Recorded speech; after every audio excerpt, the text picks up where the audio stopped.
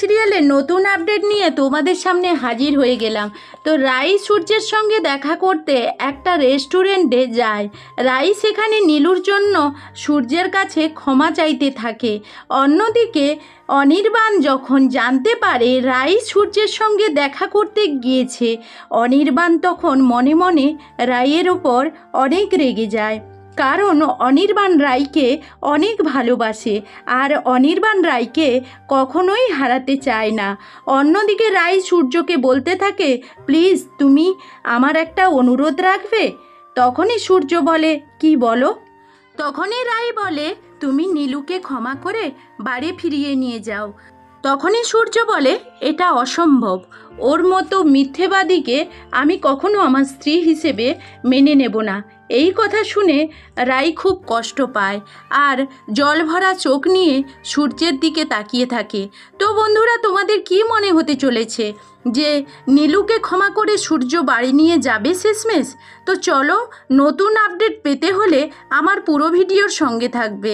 আমি খুব তাড়াতাড়ি আবার মিঠি ঝরার নতুন আপডেট নিয়ে তোমাদের সামনে হাজির হয়ে যাব। তো চলো এখন আমার ব্লগ ভিডিওর সঙ্গে কি করে না করি দেখতে থাকো।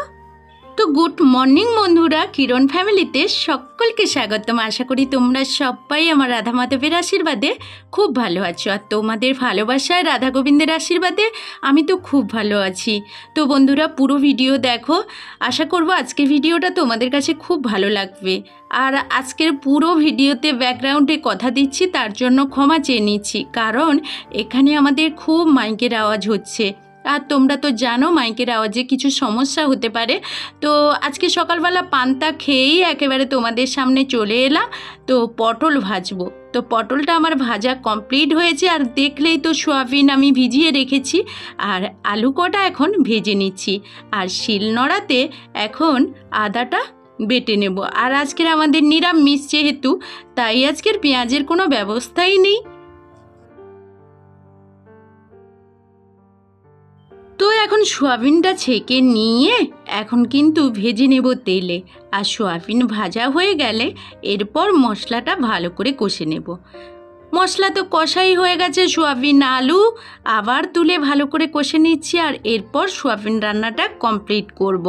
তো আজকের আমাদের দুপুরের মেনুতে শুধুমাত্র সোয়াবিন আর পটলের ভাজা, আর আমাদের কাছে কিচ্ছু নেই।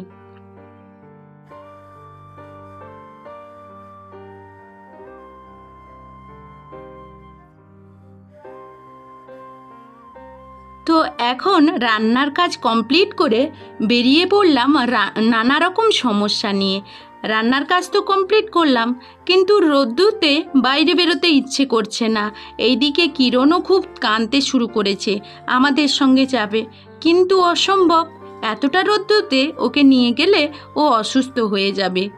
বড় মেয়ের কিছুদিন হলো কয়েকটা সমস্যা নিয়ে ওকে, মানে ওর কেওয়াইসি ফিল আপ হচ্ছে না, ওর আধার কার্ড, কি বলবো, বিভিন্ন রকম সমস্যা। তো দিনের পর দিন ছুটছি আর রোদ্দুতে তো ভালোও লাগছে না, তবুও আজকে যেতে হবে। আর আজকে ভীষণ ভীষণ রোদ্দু। কিরণ তো এত কান্না করছে, একেবারে আমাদের সঙ্গে যাবে বলে রেডি হয়ে পড়ছে, কিন্তু এই অবস্থায় ওকে নিয়ে যাব না, ওর বাবার কাছেই রেখে যাব। আর সঙ্গে ওর দিদি থাকবে। তো মেয়েকে নিয়ে এখন কিন্তু ব্যাংকে চলে এসেছি। তো কেওয়াইসি ফর্ম ফিল আপের জন্য আমি এসেছিলাম আর জেরক্সও করলাম।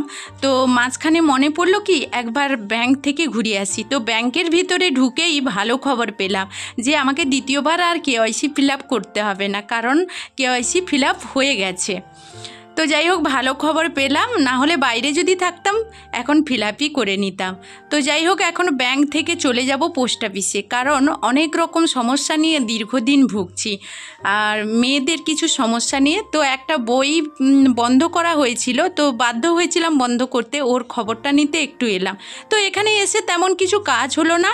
তো এখন আবারও চলবো মেয়েকে সাইকেলে নিয়ে।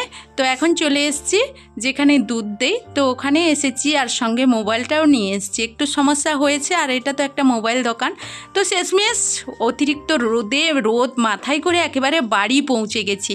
বাড়িতে এসে একেবারে ফ্যানটা চালিয়ে দিয়ে বসে পড়েছি শাড়িটা চেঞ্জ করে মেয়েদের সঙ্গে খেলতে। খুব মজা করে খেলছি। আর কিরণকে সাইডে ঘুম করিয়ে দিয়েছিলাম, তো খাইয়ে ঘুম করিয়ে দিয়েছিলাম। আর আমরা সবাই এর মাঝে খেয়েও নিয়েছি, গরুও খাওয়ানো হয়ে গেছে। তো খেলতে খেলতে কিরণ কিন্তু উঠে পড়েছে, আর উঠেই ও আমাদের সঙ্গে খেলার জন্য একেবারে ব্যস্ত হয়ে পড়েছে, সাইডেও কাঁদতে শুরু করছে।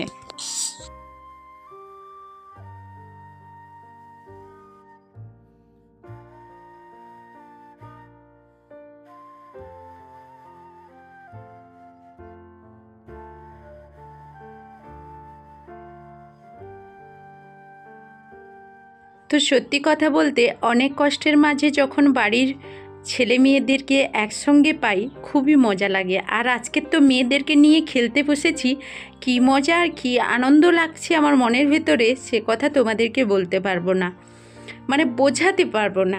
এই দিকে দেখো কিরণ কতটা কাঁদছে, মানে কি ও পাগল হয়ে যাচ্ছে, আমাদের সঙ্গে খেলবে।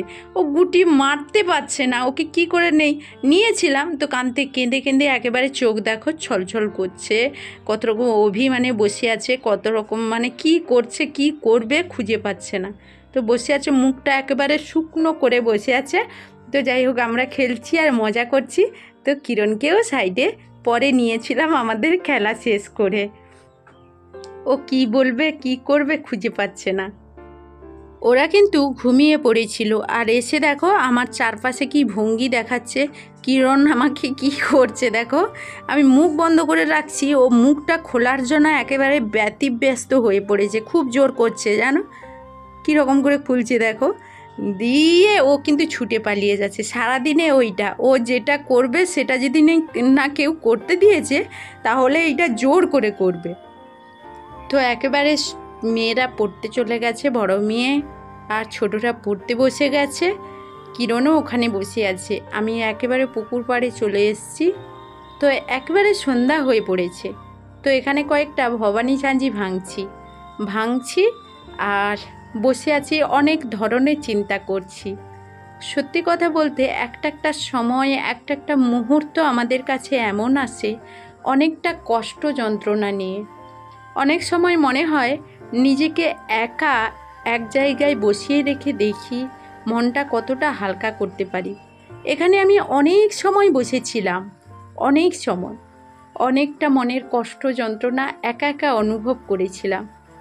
জানি না কখনো ইউটিউবে নিজের পায়ে দাঁড়াতে পারবো কি না, নিজে কিছু করতে পারবো কি না, কিন্তু এই জায়গাটাতে অনেকটা আশা নিয়ে আমি এখন দাঁড়িয়ে আছি। কারণ এখান থেকে আমি যদি পড়ে যাই তাহলে আমাকে ধরে তোলার মতো কেউই নেই।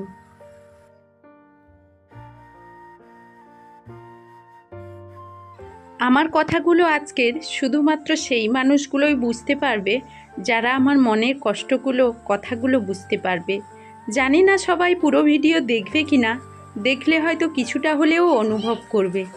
আর একেবারে সন্ধ্যা হয়ে এসেছে, আর হনুমানের তাণ্ডব দেখো কি শুরু হয়েছে। প্রত্যেক দিন অনেক হনুমান আসে, তো ক্যামেরাতে স্পষ্ট আসবে কি করে, পুরো অন্ধকার হয়ে গেছে। তো যতটা পারছি তোমাদের সঙ্গে শেয়ার করছি। তো এখানে তো ঘাস কাটার পর আমার অনেক কাজ থাকে সন্ধ্যার মুখটায়, তো কাজগুলো শেষ করে তোমাদের সঙ্গে তো একটু কথা বললাম, বেশি কথা বললাম না, বেশি বলতে গেলে অসুবিধে আছে। তো যাই হোক, তোমাদের কতটা বোঝাতে পেরেছি আমার মনের কষ্ট সেটা জানি না।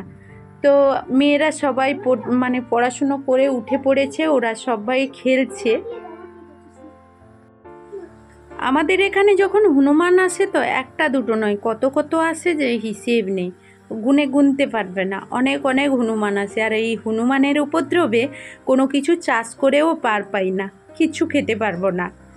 তো যাই হোক, হনুমান লাফাতে শুরু করেছে, সবাই সবার বাসাতে ফেরায় ব্যস্ত। তো এখন তো একেবারে সন্ধ্যা হয়ে গিয়েছিল, তোমাদেরকে বলেইছিলাম।